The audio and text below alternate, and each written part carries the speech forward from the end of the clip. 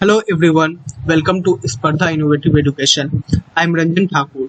Today we are going to discuss about company law according to the Companies Act 2013. आज हम लोग introduction to company का fourth part के बारे में डिस्कस करेंगे, जहां हम लोग देखेंगे कंपनी लिमिटेड बाय शेयर क्या है, कंपनी लिमिटेड बाय गारंटी क्या है या फिर अनलिमिटेड कंपनीज क्या है।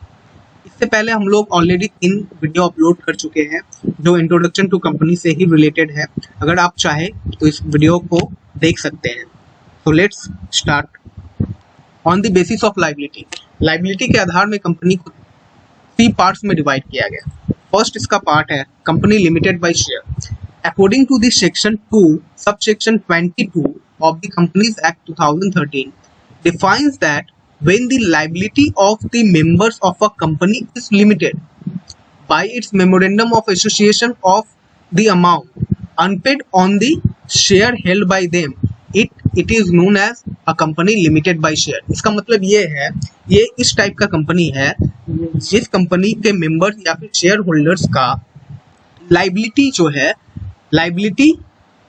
जो है वो लिमिटेड होता है। इनके शेयर का अमाउंट जो है लिमिटेड होता है। एक फिक्स्ड अमाउंट होता है जो मेमोरेंडम ऑफ एसोसिएशन में डिनोट किया जाता है। इन शेयर होल्डर्स को वही अमाउंट देना पड़ता है। तो इस टाइप के कंपनी को हम लोग कंपनी लिमिटेड बाय शेयर्स के नाम से जान सकते हैं। अगर अब नेक्स्ट हम लोग देखते हैं, एक पॉइंट है, it thus implies that for meeting the डेब्ट of the company the shareholder may be called upon to contribute only to the extent the amount which remains unpaid on his shareholding। इसका मतलब है अगर company अपने ऋण को खत्म करना चाहती है, ऋण को अपना कोई भी उनका ऋण है उनको वो खत्म करना चाहती है, तो इसके लिए वो शेयर होल्डर से सिर्फ और सिर्फ उतना ही अमाउंट का डिमांड कर सकते हैं जो अमाउंट मेमोरेंडम ऑफ एसोसिएशन में फिक्स किया गया है। अगर इससे ज्यादा अमाउंट वो अपने शेयर होल्डर्स या मेंबर्स से नहीं ले सकते हैं। जो amount memorandum of association MOA में डिनोट किया गया है वही अमाउंट वो अपने शेयर होल्डर से मांग सकते हैं, इससे ज्यादा नहीं मांग सकते। एक इंपॉर्टेंट पॉइंट है, each separate property cannot be encompassed to meet the company's debt। Company limited by share में एक पॉइंट, ये काफी इंपॉर्टेंट पॉइंट है, जो इसके मेंबर्स या फिर शेयर होल्डर्स कंपनी के किसी भी ऋण को चुकता करने के लिए या फिर उसके ऋण को पेड करने के लिए अपने पर्सनल प्रॉपर्टी का यूज नहीं कर सकते। वो अपने पर्सनल प्रॉपर्टी का यूज नहीं करेंगे। मेंबर्स या फिर शेयर होल्डर्स जो है अपने पर्सनल प्रॉपर्टी का यूज नहीं करेंगे। इसीलिए इस कंपनी को कंपनी लिमिटेड बाय शेयर के नाम से जाना जाता है। हम लोग एक बात यहाँ पर देख रहे हैं, मेमोरेंडम ऑफ एसोसिएशन। ये टॉपिक जो है हम लोग फॉर्मेशन ऑफ कंपनी में सीखेंगे, फिर भी हम बता दे रहे हैं, ये एक डॉक्यूमेंट है जो कि किसी भी कंपनी के पूरे साल के वर्क को डिनोट करता है। जो कंपनी क्या क्या काम करेगी क्या नहीं करेगी वो ये मेमोरेंडम ऑफ एसोसिएशन में बताया जाता है। ठीक है, तो हम लोग अभी सीखे हैं कंपनी लिमिटेड बाय शेयर क्या है।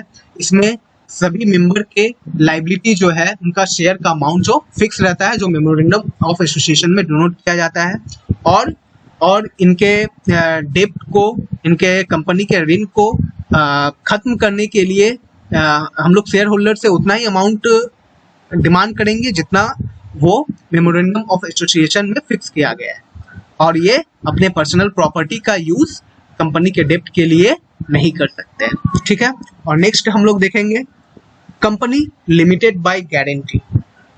ठीक है, कंपनी लिमिटेड बाय गारंटी क्या है इसके बारे में भी अभी हम लोग डिस्कस करेंगे।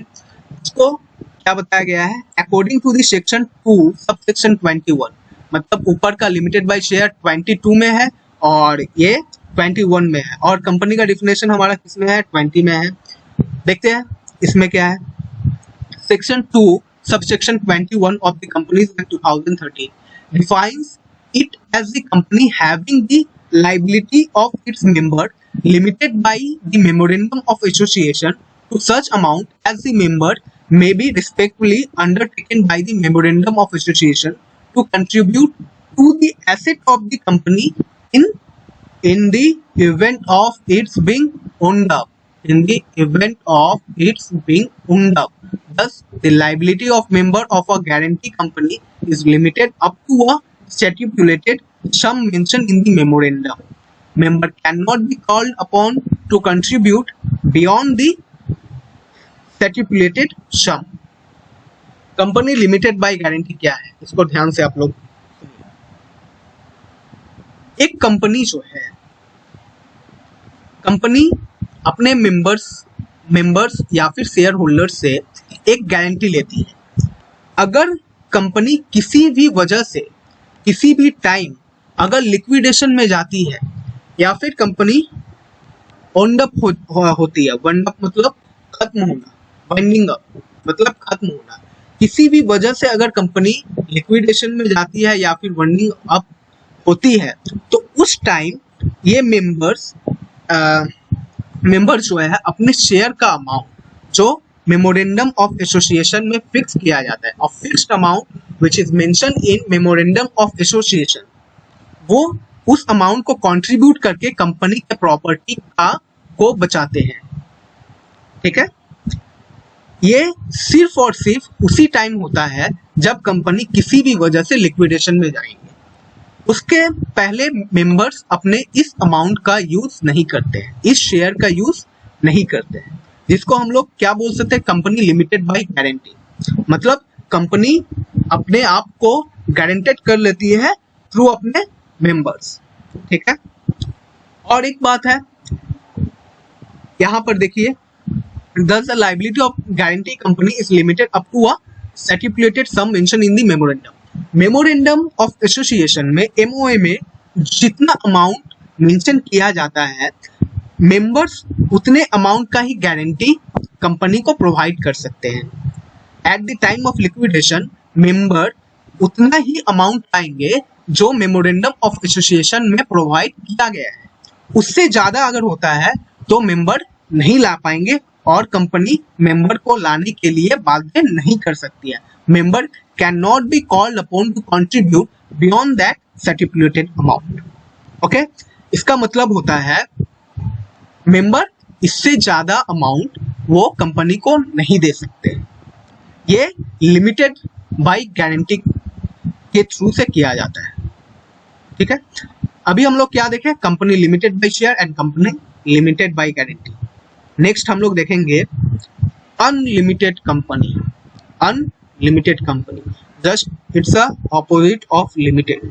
ठीक है, according to the section 292 of the companies act 2013, ये था आपका सेक्शन 222, ये था सेक्शन 221, ये हो गया सेक्शन 292, मतलब काफी दूर में चला गया है ना। और कंपनी को डिफाइन किस में किया गया, सेक्शन 2 सबसेक्शन 20 में। अच्छा, हम लोग देखते हैं ये क्या है। Section 2 of subsection 92 of the Companies Act 2013 defines unlimited company as a company not having any limit on the liability of its members. In such a company, the liability of member ceased when he ceased to be a member. In this company, members' separate property cannot be utilized to meet the company's debt. जो थोड़ा नीचे चला गया है, इसका मतलब ये है अनलिमिटेड कंपनी है क्या।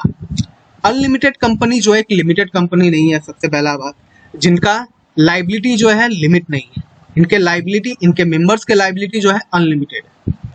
ठीक है, अनलिमिटेड किस तरह से है ये हम लोग सीखेंगे, अनलिमिटेड कैसे है और अनलिमिटेड होने का डिसएडवांटेज या फिर एडवांटेज क्या है, ये भी हम लोग देखेंगे। अनलिमिटेड कंपनी का मतलब होता है यहाँ के शेयर होल्डर्स या फिर मेंबर्स का लाइबिलिटी जो है लिमिट में नहीं है, अनलिमिटेड है। ठीक है, और एक चीज हम देख लेते हैं पहले। In such a company the liability of the member ceased when he ceased to be a member. इस टाइप के कंपनी का मेंबर जो है, अगर वो उस मेंबर, कोई भी मेंबर अगर है, वो अगर कंपनी को छोड़ देता है, उसका कंपनी के छोड़ने के साथ साथ उसका मेंबरशिप भी खत्म हो जाता है और उसके ऊपर का लाइबिलिटी, उसके ऊपर का मेंबर के ऊपर का ऋण भी खत्म हो जाता है। अगर अनलिमिटेड कंपनी का मेंबर अपना मेंबरशिप छोड़ देता है तो उसके ऊपर का ऋण भी खत्म हो जाता है। ठीक है, अब हम लोग जानते हैं इसका ये डिसएडवांटेज क्या है। अनलिमिटेड कंपनी का लाइबिलिटी अगर है, कंपनी अगर लिक्विडेशन में जाती है तो इसके मेंबर जो है, इसके मेंबर को अपने शेयर का अमाउंट के साथ साथ अपने प्रॉपर्टी को भी देना पड़ता है अगर कंपनी अपना डेब्ट क्लियर नहीं कर पाती है। अगर कंपनी किसी से ऋण लिया है, उस ऋण को अगर देना है, उस डेब्ट को क्लियर करना है, तो वो मेंबर से उस डेब्ट का अमाउंट तब तक मांग सकते हैं जब तक वो डेब्ट क्लियर ना हो जाए। ठीक है, यही अनलिमिटेड कंपनी का डिसएडवांटेज है, काफी डिसएडवांटेज है, जो मेंबर को इस कंपनी के वजह से अपना प्रॉपर्टी भी बेचना पड़ सकता है, अपना प्रॉपर्टी जो इस कंपनी के डेब्ट को खत्म करने के लिए यूज करना पड़ता है। जस्ट डिफरेंस क्या है, लिमिटेड कंपनी और अनलिमिटेड कंपनी में, लिमिटेड कंपनी में जो है मेंबर्स या फिर शेयर होल्डर अपने पर्सनल प्रॉपर्टी को नहीं लाते हैं कंपनी के डेब्ट को खत्म करने के लिए। अनलिमिटेड कंपनी में मेंबर्स अपने प्रॉपर्टी को का यूज करते हैं कंपनी के डेब्ट को खत्म करने के लिए, और उनको ये करना पड़ता है अगर वो अनलिमिटेड कंपनी के मेंबर है तो। ठीक है, आज हम लोग on the basis of liability के आधार में हम लोग 3 टाइप्स ऑफ कंपनी देख लिए जो कि काफी इंपॉर्टेंट है और काफी नॉलेजेबल है। विदाउट दिस आप कंपनी के बारे में नहीं जान सकते। आपने अगर ये 3 टाइप्स के कंपनी नहीं पढ़े तो आप कंपनी के बारे में कुछ भी नहीं। ठीक है, आई थिंक ये वीडियो आपको अच्छा लग रहा है और आप अच्छे तरह से सुनिए और समझिए जो ये कंपनी क्या है। नेक्स्ट वीडियो में हम लोग और भी डिफरेंट टाइप के कंपनीज के बारे में डिस्कस करेंगे। Thanks for watching. अगर आपको वीडियो अच्छा लगा है लाइक कीजिए, शेयर कीजिए एंड कमेंट कीजिए for more updates and for more improvement. ठीक है, थैंक यू।